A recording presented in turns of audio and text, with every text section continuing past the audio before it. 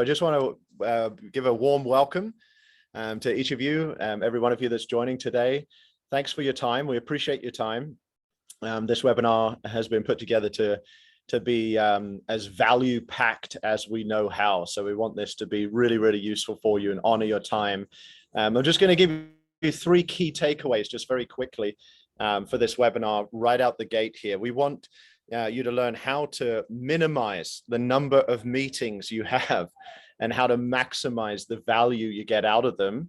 That would be a key takeaway that will hugely impact your productivity and organizational productivity. Second one would be learn how to increase the efficiency and effectiveness and visibility of your team's performance.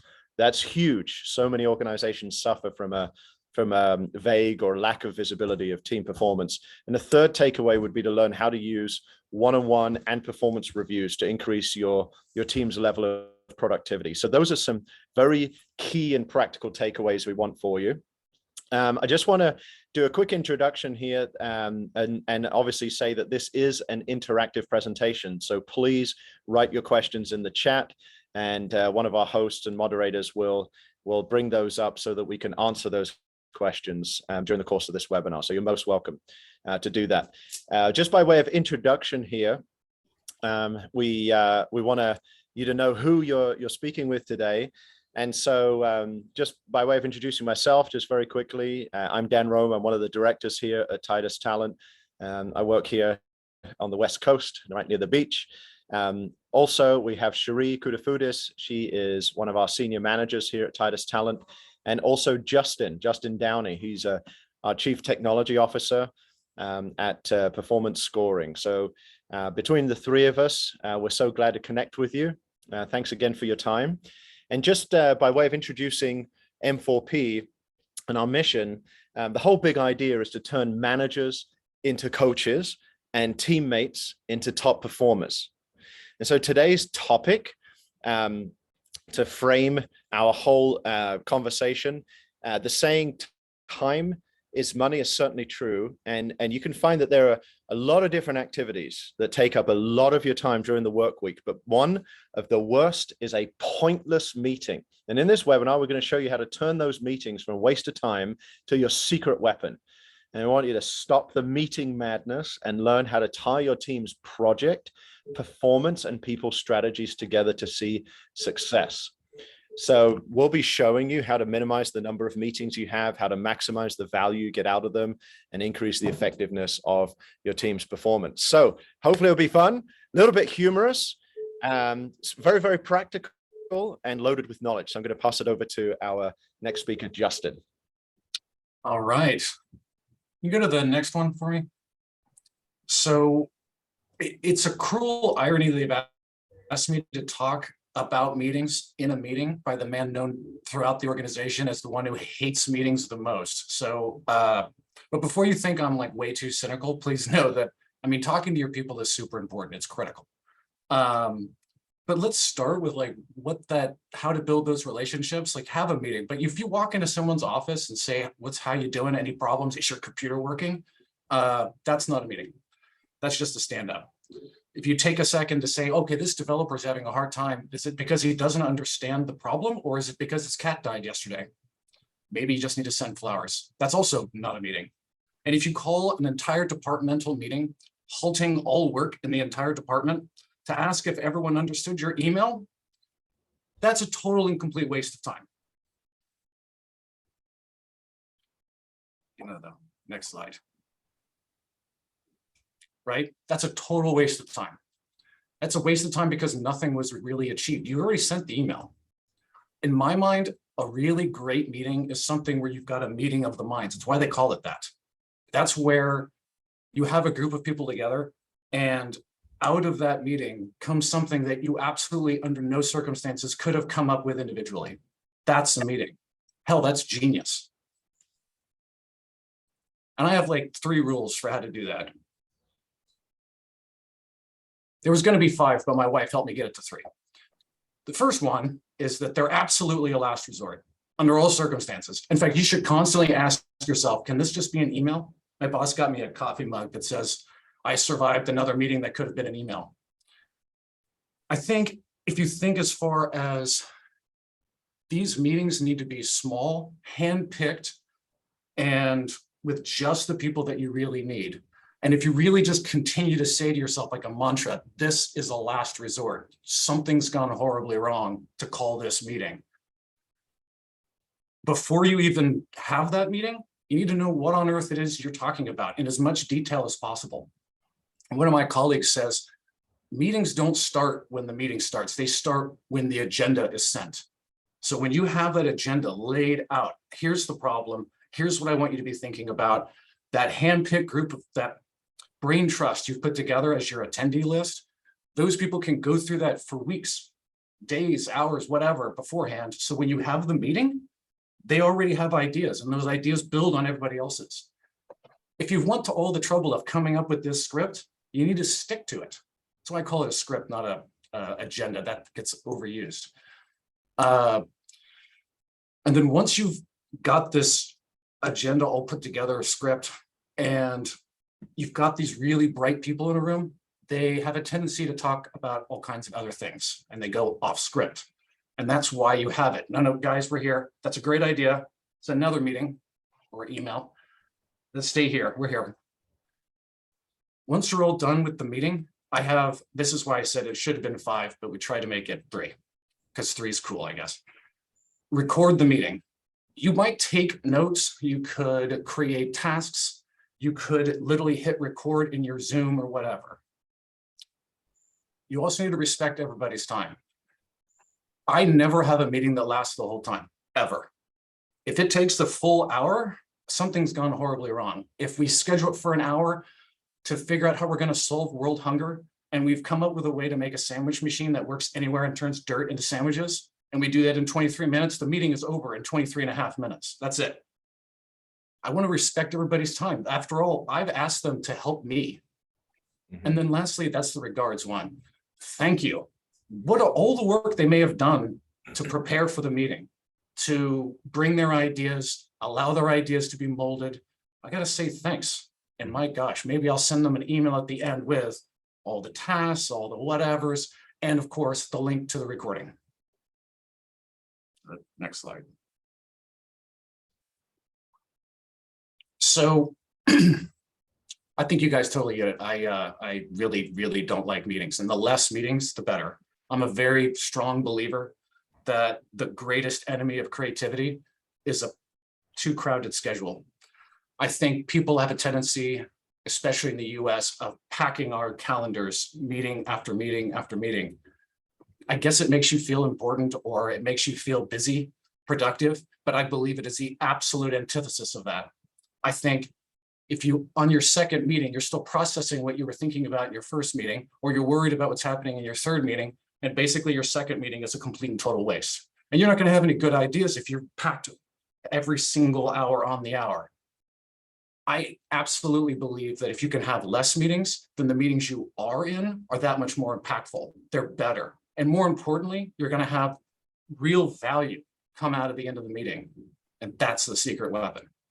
But speaking of really good ideas and really big problems, you can't solve big problems unless you can break them into small, actionable tasks and solutions. And there's only one person I know who knows how to do that better than anyone, and that's Cherie, I'm sorry. No worries. Thanks so much. Yes. So something that is so funny, because looking and analyzing all the meetings I've been in throughout the years, simple solution for a great first step. If you're scratching your head wondering, how do I make this more impactful? How do I add more structure? Assign one person to take the meeting notes. Because if you think of it, what happens if you have 5 people in a room and everyone's scrambling to try to get everything in? To me, that sounds like chaos. It would be much better. Have that one designated person that will craft all the notes, try to absorb as much as possible, and send out a recap of the notes after that meeting. To me, I know that is so simple, but the light bulb went off. I'm like, yes, why would you have almost like an assembly line, but everyone's all scrambling around doing step 1 when you can delegate throughout the meeting, put your brains together and get that much closer to the final project and task at hand. way better, more efficient, less distracting, because folks have kind of that anxiety of, oh, I have to scribble everything and be accurate, and they're not fully present if you don't delegate and give one person that ability to capture all the details. You'll have a more engaged, productive time. Also, ending each meeting with a summary and a list of action items. I don't know how many folks on the call that it might say, wow, this is an amazing, productive meeting. What are we supposed to do?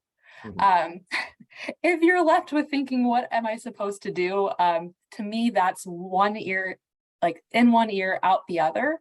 And that's also not going to be impactful. You need to have succinct action items, delegate, so that everyone that is part of that team is able to refer back, okay, this is exactly what we chatted about. Cherie's going to do task A, Justin here, Dan here, and you're all on the same page. If anyone has any questions from there, they can follow up via email. And that just safeguards your time. No second meeting needed if everyone's on the same page and they understand what's expected of them, clear deadlines, and clear delegation. Yeah, following up with an email after the meeting ends. Again, wow, I don't know how many times I've had great meetings and it came time to our next meeting, same time week later, and I thought, oh no, shoot, I didn't write this down and there's this critical part that I could have provided. Luckily, that doesn't happen all too often, but that is so helpful to have a clear, concise wrap up, and also something that's time sensitive. Add that to your calendar as reminders. Yes, and then collecting feedback as well. With those back-to-back meetings, sometimes it's just you get so drained and you're juggling. So it's always a good idea, collect that feedback and even just kind of a temperature setting. How are we doing? Is this valuable? How can we make this meeting more impactful for you? Check in, see how you're doing, and also set that cadence as well. Is the time of the meeting appropriate? We don't need to talk just for talking's sake. Let's wrap this up to Justin's point. But if there are folks that are not getting value of the meeting, let's think of different media. How can we reach out to other members on the team? How can we maybe send a more streamlined report and make sure that everyone is on the same page and packing a punch? The worst you can do is sit there, join a meeting, and not have feedback from the team and not have that self-awareness of taking that extra step and asking, how's it going? What are our agreed upon principles? Is everyone on their laptops? Are the laptops closed? Just the different formats and the meeting structure takes a lot of that guesswork out, and you're going to have more engaged folks. Oh, another way that I would also incorporate is asking folks on the team, can you please give me feedback? How would you have rated it? What were any distractions, if any? And then we also have M4P. I don't know how much I can share, but we have this new part that will definitely help with efficiencies, feedback, and agenda setting as well. So it really keeps us focused in real time. And then now I will transition over to Dan. Meetings are extremely important, but also crucial is that one-on-one performance reviews when you meet with your direct reports and other members on your team. Thanks, Cherie. Yeah, I want to talk about one-on-one meetings here in this kind of final section before we do some questions. And Cherie, yeah, thank you for that section.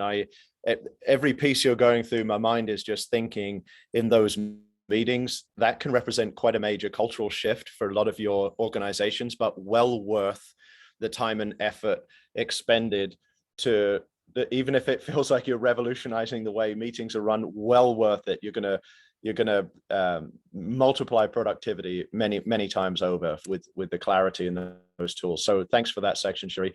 So yes, as Cherie mentioned, I'm gonna dial in a little bit on one-to-one meetings. As simplistic as the idea sounds to discuss how to do one-on-one meetings, they are typically done terribly. We work with thousands of organizations, we know. And so how to use one-on-one and meetings and performance reviews will be key in increasing your team's level of productivity. So I just want to encourage you to make some very actionable notes here for this. So if you're one of those people who feel like your workday is already on meeting overdrive, then you might be overlooking the art of just regular one-on-one conversations with your team members. So let's just dig into this and make some adjustments for you. These one-on-one meetings, as you can see on the slide here, are one of the most misunderstood, but one of the most powerful tools for managers. And these one-on-one meetings can actually help clear up some extra time in your busy workday. And that's a win. That's what we want. The regular one-on-ones with your team members is a key way to ensure everyone stays aligned, they feel supported in their professional and personal development. And the way they need to happen is to help your employees feel more energized and more engaged. And in the long term, ultimately see an increase in things like job satisfaction, employee retention rates. So all of that will mean that you get to spend more time focused on growing your business rather than just looking to fill a new seat every few months, which is the bad fruit, a poor consequence. So one-on-ones are totally different from traditional meetings that Justin was just referring to. And you do not need to call a meeting with an entire department with a question that one person could answer. So how should they go, and what should the benefit be? Well, you want your one-on-ones to establish that manager team member relationship. A relationship isn't created overnight. And so you can't really expect a meaningful relationship to happen just in 5 minutes when you're just sitting down with someone infrequently, particularly if it's yearly or quarterly. That's not going to cut it. What we want it to do is we want it to empower employee performance. So one-on-ones that help create ongoing clarity of responsibilities, it really forces the whole organization, forces the mind to clarify expectations, clear, quantifiable performance objectives, if you will. So at the end of the meeting, when they have concrete action items, they're able and empowered to take accountability and strive for strong performance. They see how their seat, their role is tied to the overall organizational objectives, how they can be winning. It's so much more life-giving, so much more, it's an adjustment towards a culture of coaching. In that one-on-one, you're going to give and receive feedback. It's going to be both ways. So one-on-ones bring managers and their team members or their employees together. It's a safe space. Both parties can share feedback, discuss performance objectives, definitely identify roadblocks as well. Make a note of those. And as managers, we want our people to feel that they can always be open and honest with us. For a lot of organizations, that's a big step. It's not happening. So that's a great opportunity to cultivate a healthy environment and give more shape organizationally and culturally. You should actively listen to your team members and provide feedback and guidance as needed. It can be done in a very short period of time. And also in terms of supporting employee development, one-on-one meetings are a terrific time to not only just get a pulse on the employee's well-being, but also an opportunity to look ahead at their future development. And as you know, every employee is thinking about their future in the company, consciously or subconsciously. They are making calculations. They are considering, will I be here 6 months from now? Will I be here a month from now? And so these conversations give you an opportunity to brainstorm ideas together, work through feedback, discuss employee goals, see the full picture ahead, which ultimately allows you to have more effective one-on-one performance conversation. Why not bring it out right there and now if that person views themselves as moving on a year from now? If you have that open environment of trust and honesty, you'll be able to cultivate those conversations. We mentioned we wanted this to be interactive, so I want to encourage you, if you're considering a question, throw it in the chat there. We've got a couple of questions that have already been sent in, so I'm going to fire away with those. Just going to take a look if there are any additional ones coming in as well. We're going to do our best to cover these in just these last few short minutes. So we just got a question from Donna. Given today's crowded schedules, do you have any recommendations on how to encourage our meeting attendees to come prepared? Justin, could I just send that one to you? Yeah, so I think that first off, I would make sure that you're inviting the right people. You know, I can't tell you how many, I don't even accept meetings anymore. I just hit tentative and then ask them, what is this about? And then how do I come prepared? Well, you tell them what it's about. So I can work through I can work through my thoughts. Maybe I put my feet up one evening and I figure out a couple of good ideas. So when I come to your meeting, I'm ready. But if you don't tell me what to prepare, how could I possibly? And how do you encourage them? I mean, how many people on this call have a meeting invites that have anything in the notes? I bet most people don't. Cherie's laughing because she knows exactly what I'm talking about. You want to add to that, or am I'm not that funny? Come on. I got that was a great answer, Cherie. Unless you wanted to say something there, I'm going to try and go very fast and fly through 2 or 3 more questions. Did you want to add something quickly, or can I fire? Oh yeah, it's so much nicer. It takes the anxiety out of things. I don't know. I have a habit of having Chicken Little syndrome. If someone just adds something on my calendar without context, I'm like, oh, what's happening? How I prepare. So please, yes, please put meeting notes, some type of agenda in the calendar invite. Otherwise, it's just excellent. It can be a stressful experience, even with folks that you work with every single day. It's like structure is a great first step. Excellent. Right. I dislike those meetings where everyone sits and spends the first 30 minutes of a 1-hour meeting just thinking about the question they've only now just heard. Yeah. With just a couple of minutes left, I'll quickly field this question to you, Cherie. How would you recommend making a meeting better when you're disseminating critical information? How to make a meeting better? Well, definitely setting the stage with an email before what the meeting's going to be about, and then after as well, a succinct summary. I would probably follow up. Here's what happened, action items to do, just that clear recap.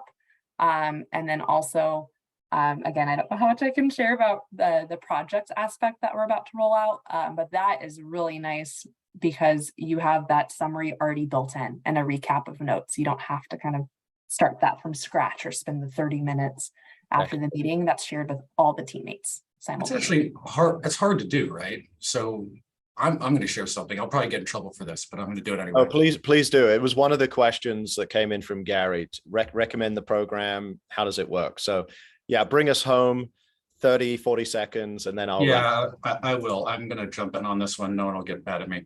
Okay, so throughout a meeting, right, you've got all these things that you're doing, all these tasks that you're updating, and anything you're trying to figure out together.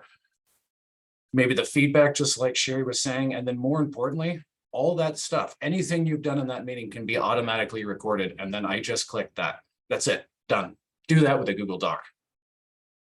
And I'm probably going to get in trouble, so I'm going to stop sharing my screen. If you guys want like a demo of how all this cool stuff works, people who are way better at it than me. I'm just a nerd. If you can't read the sign. Good work. Good work. Good humor in there. Well, I need to wrap this up here to keep us on time, because a good meeting finishes on time.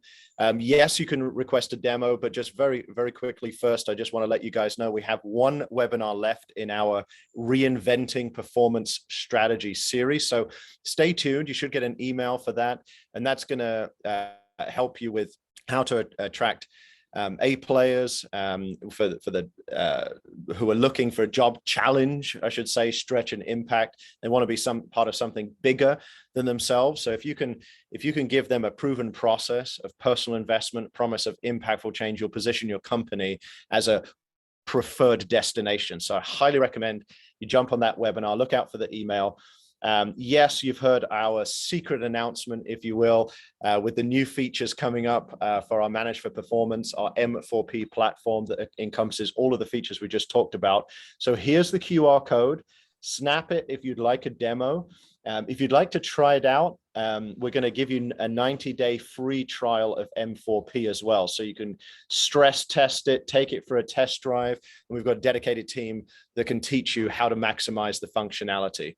So we're finishing on time. Have a phenomenal day. Wishing you terrific success in all that you're doing. Feel free to reach out to any one of us with any particular questions. There are always team members here that would be thrilled to jump on a short phone call just to dial in any specifics with your unique situation with no obligation. Always happy to add further value. So please feel free to reach out to us.